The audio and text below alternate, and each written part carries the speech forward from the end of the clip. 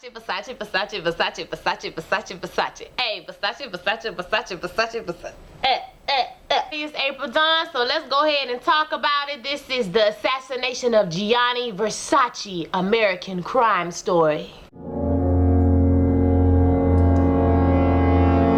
This was a pretty good episode. It started off really well. You know, I love Ryan Murphy. I'm here for all his stuff, even when it gets a little dicey, okay? But I'm here for all of Ryan Murphy and all his tricks. And this episode was like Ryan Murphy at his finest, doing like in his element, because he gave us all the sweeping shots, all the opera music, and I was here for it. So let's go ahead and get started. All right, we open up with the flashback. We're in July 1997. We open with this beautifully painted house. Gianni Versace is getting up out of bed. Basically, this whole sequence is to show us the two different worlds that these two men are in. So you have Gianni Versace, who's in this beautiful, ornate, I mean, it's like a palace, palatial house, Malibu, Florida. I think it was in Malibu. And you see him get up in the morning, going through his normal routine, getting up, take a shower, you know, put his robe on, walking in the courtyard, sitting down, eating breakfast, this beautiful breakfast that's been prepared for him. You see his boyfriend or another man in the house. You also see another man going out, you know, look like they're about to go play tennis or whatever. They're up early and moving around. And we split screen this scene with the main character, the killer. His name is Andrew Cunanan. Cunanan. That's such a hard name to say, y'all, but his name is Andrew.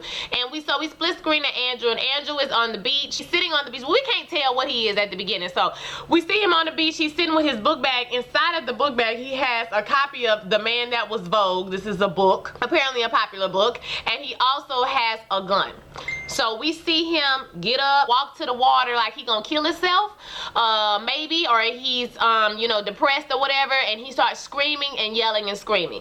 So he gets out of the water, then he goes, you know, he's wandering around the beach, basically. If you ever been to California or anywhere where there's like beach where people can go all the time, there's always like homeless people out there or people just wandering around. So he just wandering around, he stumbles into a public bathroom, he throws up. At this point, I didn't know what he was throwing up before, but now later on I figured out later on that he was nervous about what he was about to do. So that's why he was throwing up. But as he looks up, he sees a gay slur on the wall. So we can tell this has something to do with homosexuality or him being a closeted gay man or whatever the case may be. And we go back to Versace. Versace's getting up. Like I said, he's taking his medication. He goes eat breakfast. Versace gets dressed and leaves the house. When he leaves the house, two old couple stops and asks him for an autograph. And he tells them, no, not today. And he keeps walking. He goes by the paper, buys a paper, and he's walking back to his apartment. Okay, at the same time, like I said, Andrew has thrown up in the bathroom. He's walking around the streets, and he sees Versace walking back to his house.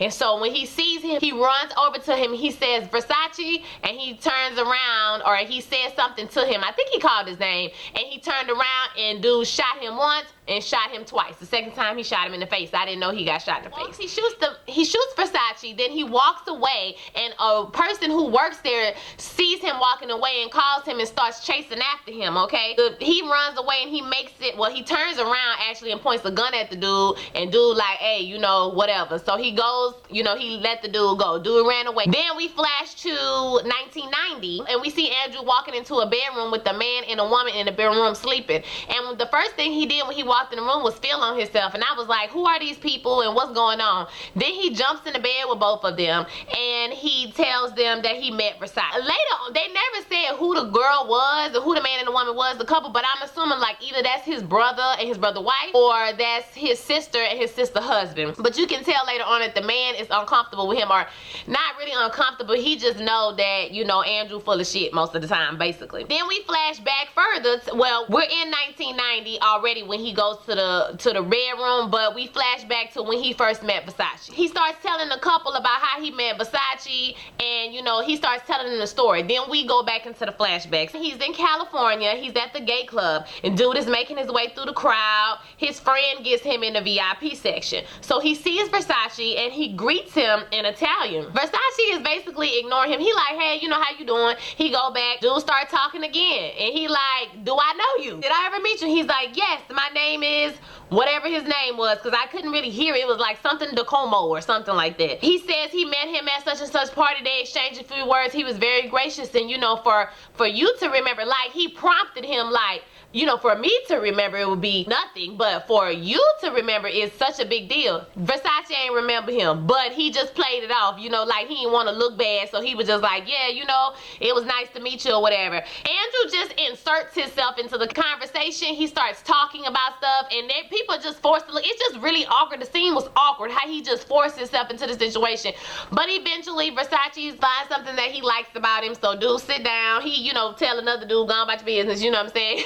Get up and let Andrew sit down next to him, and they begin to talk. So they start talking about all kind of stuff, and y'all, this first episode, they did a lot to show us that Versace was this nice guy, that he was a humble guy, that, you know, he waxes on about Donatella, you know, in some parts, and how she's his muse, and you know, Donatella even talks about how he started his shop with a little wooden rack with some clothes on it, and it has turned into this big giant, you know, conglomerate company or whatever. They do a lot of that. So it's a lot of unnecessary, okay, we get it, you know what I'm saying? Versace was a cool dude, even though he was stupid rich and a little bit, you know, sexually maybe promiscuous or sexually free. He was still a good dude. He loved his family, you know, he wasn't pretentious or anything like that. So that's a whole lot of that. So it was a little bit of talking, and he invites him to the opera. Now we flash back to the couple when he's telling the story, and he is lying and turning the story all around. He tells them that Versace is the one who initiated the conversation and not him. So that's when I said the man in the relationship, the man in the couple, he was like,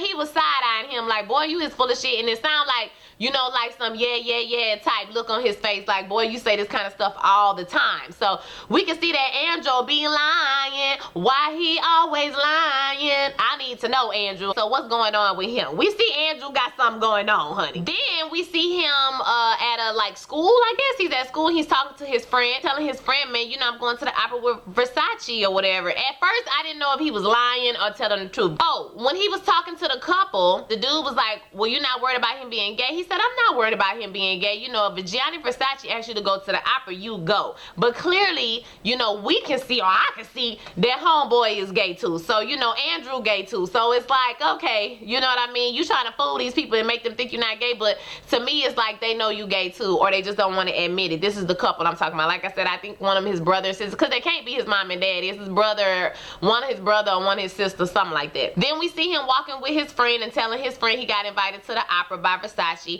And the friend is like, wait a minute, you Italian? Didn't last week you said you was a Jew? He was like, I heard you telling somebody you was a Jew, and wasn't you an altar boy? Didn't you get molested? Didn't we talk about that and all of that stuff? And he was like, yeah, you know, I just tell people what they want to hear. He was like, I hear you tell straight people you straight, gay people you gay. And he was like, I just tell people whatever they want to hear. Friend is like, okay, well, I'm a nice guy, you know, you don't have to do this. I know I'm not perfect. It's basically he was saying, I know I'm not cute, but you know what I mean?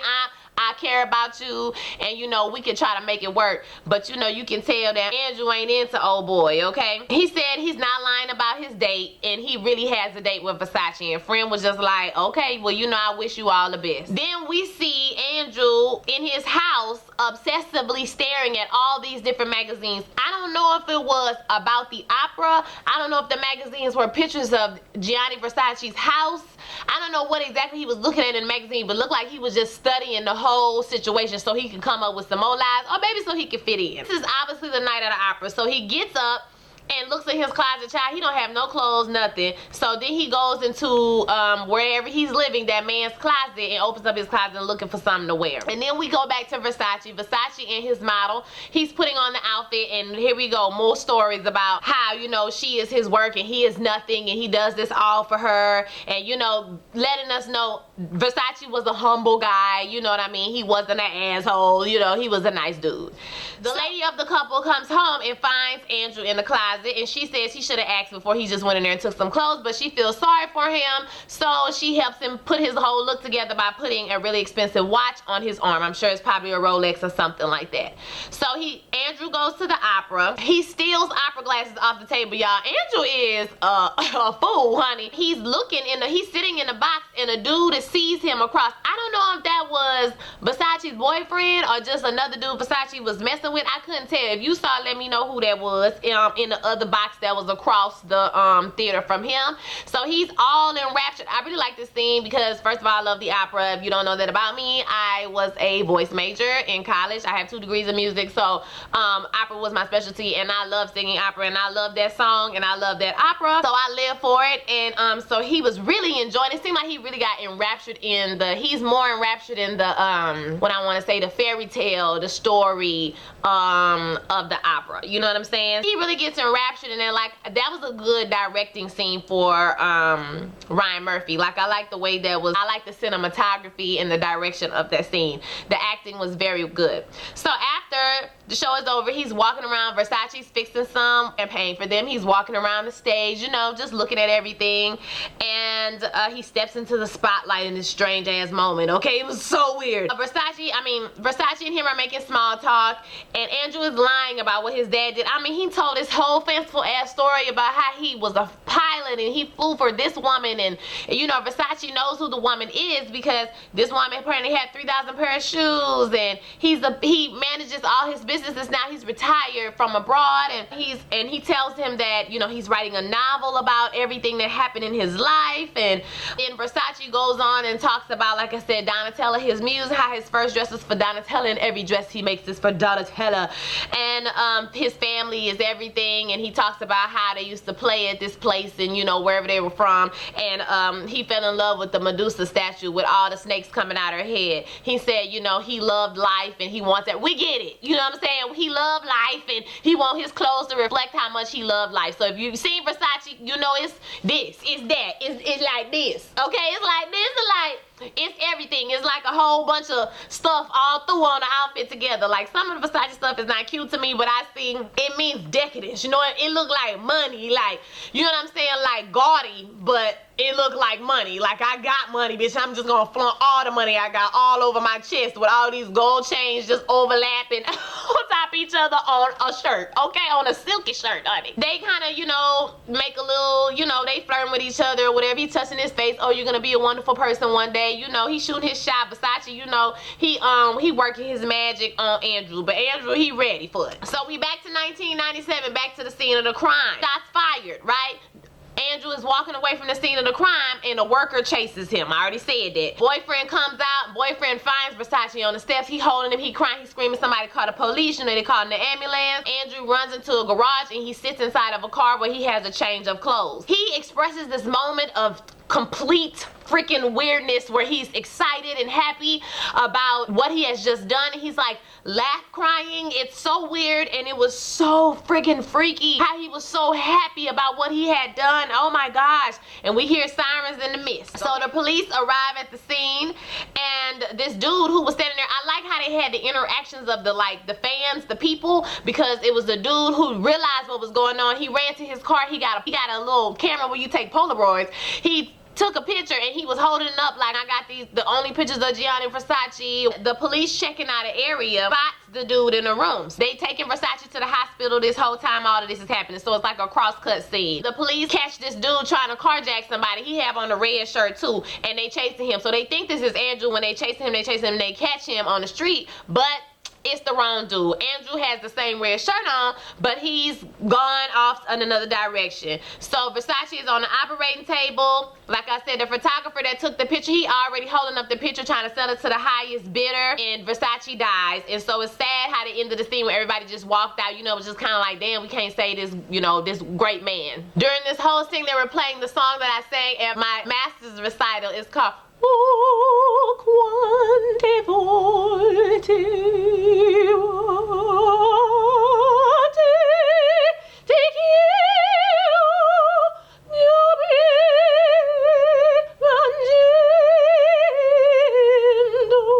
yeah, that's such a pretty song, and that wasn't even justice to the song.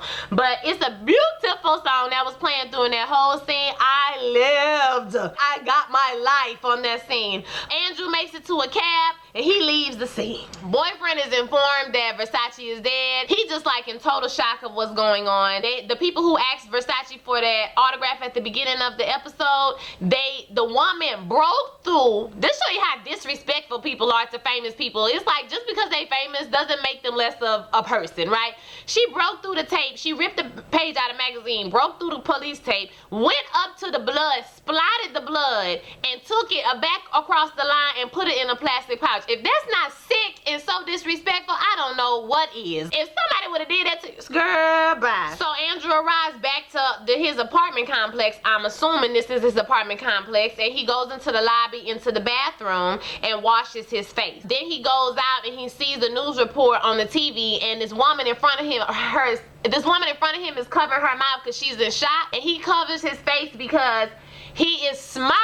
Oh my God, it was the weirdest ever. This dude is freaky, and this guy who's playing him, he used to be on Glee, and he is doing such a fantastic job playing this crazy fool, honey, because this man is a fool. Okay, so the police are back at the truck, and they're running the tags, and they figure out this man's name is Andrew Cunanan. The police are meeting up in the big room at this point now to, you know, get everything going. The FBI arrives on the scene, and we find out that Andrew Cunanan is wanted for 4 murders before this even happened, but the FBI botched the manhunt for him because they didn't put up no flyers, child. All the flyers was in this man's trunk. They didn't put none of the flyers up. So the police have a press conference about his death to announce that he's dead, and Donatella is arriving. So we see Donatella getting on the plane, you know, she flying down. Donatella comes home, there's paparazzi everywhere. The boyfriend is getting interrogated by the police. I think that for the time period, the 1997, gay people had just basically came out, especially gay men, had just came out of the whole AIDS epidemic, and they were just, you know, now getting to the drugs that can keep you alive forever, and it was kind of dying down. But people weren't accepting of gay people like that. People didn't understand, and people, like, the officer kept saying stuff like, what you mean you was his partner? Like, the other dudes wasn't his partner either, because, you know, because they were free, they had brought people home, and he was like, you know, I'm not his pimp, you know, I'm his partner. Well, what do you mean his partner? Two gay men can't have a committed relationship and this type of thing. So I think that hindered the police's investigation because of their preconceived notions about homosexual men. That's what I'm trying to say. He said sometimes they had guests. They were together for 15 years. He said that's the difference. They was together for 15 years. And so he said, well, were they paid? You know, sometimes they were, sometimes they weren't. And he says, are you paid? He's like, no, I'm not paid. You know, like, what you mean? So that's what I'm saying. The insensitivity or the ignorance it will hinder them from catching this man. Like, they should have caught him a long time ago. He wanted in 4 murders. I mean, they should have caught him a long time ago. He says, could it be one of those men? And in reality, it could have been. It is. I mean, you know, one of those men. So, you know, he don't really respond to that.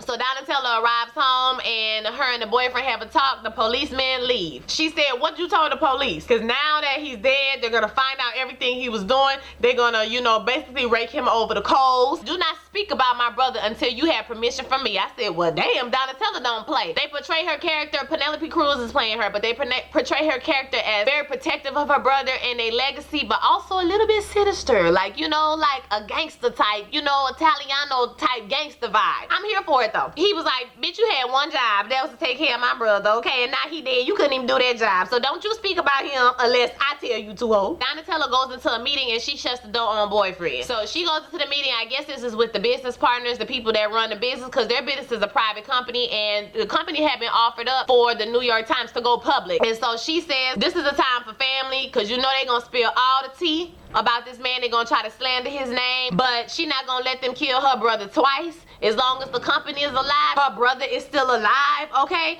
And so they do a press conference stating that they don't know, anybody doesn't know Andrew, which is a lie. I don't know how that's going, you know, the police gonna find out the connection of these 2 men. So Donatella trying to save face, and that shit ain't gonna work. She would have did better saying it was a crazed ex-lover or something like that, and you know, let it go. So then we see at the end of the episode, we see that Andrew, like I said, he's so happy about what he's done throughout this whole thing. And the last 10 minutes was really not that important, to be honest with you. But I thought the whole first episode was very good. I thought that, God, man, Ryan Murphy does so good with these type of shows, because O.J. Simpson, that show was excellent. So the acting is impeccable on this show. The cinematography of Gianni Versace's home, which now you can go to and rent $1,000 a night for one room, is beautiful. I don't think that, because the family has come out with a statement saying that this is a work of fiction, but I believe that some of it is probably true. They just don't want, you know, all this bad press, or, you know, and not everybody know the tea about Versace. But it's 2018. Don't nobody care if he was gay, if he was having threesomes or nothing like that. Nobody care about that. I mean, it's 2018. We're over it. You know, Versace gonna live forever. I mean, his brand is gonna live forever. Versace, Versace, Versace, Versace, Versace, Versace, Versace. Hey, Versace, Versace, Versace, Versace, Versace. It's gonna live on forever, so I don't think she has anything to worry about. But they say this shit ain't true, child, and ain't none of this happen for real, but I believe some of it's true. So I want to hear what you guys thought about the very first episode. Are you tuning in for this show? I'm here. I love Ryan Murphy shows. I've been down for Ryan Murphy ever since Nip Tuck. Okay, so I even like his shows. Like, towards the end, they always kind of go off the rails a little bit, but that's with the scripted shows, okay, the fiction shows. But with the shows like American Crime Story and based on actual events, he does a lot better with that. So let's see how he worked this one out this season. Did y'all catch that commercial that for USA that's coming on about Tupac and Biggie? That's also a Ryan Murphy show. It said from the producer and director of the O.J. Simpson True Crime Story, and what was the other one? American Horror Story or something else he said. But yeah, child, it's gonna be a show. Are you gonna watch that? That looked pretty good. I mean, it looked pretty good. So I would like to see it from the perspective of a Ryan Murphy type show. That would be pretty interesting. So let me know what your thoughts are about the show. Don't forget to like, comment, subscribe, share this video with all your friends. Let me know what else you want to see me do. This week, Scandal's coming back. How to Get Away with Murder. So we back in that thing, okay? Tonight, actually. All right, I'll holler at y'all later. Peace.